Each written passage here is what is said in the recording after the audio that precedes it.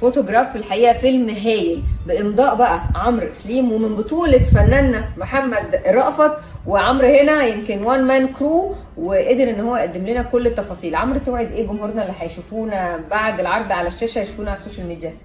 يعني هتشوفوا ان شاء الله حاجه هتاكد لكم ان الوان مان كرو مش شرط دايما او هو لو بادجت ان هو يبقى حاجه وحشه، لا ممكن تلاقوا حاجه فيها فكره.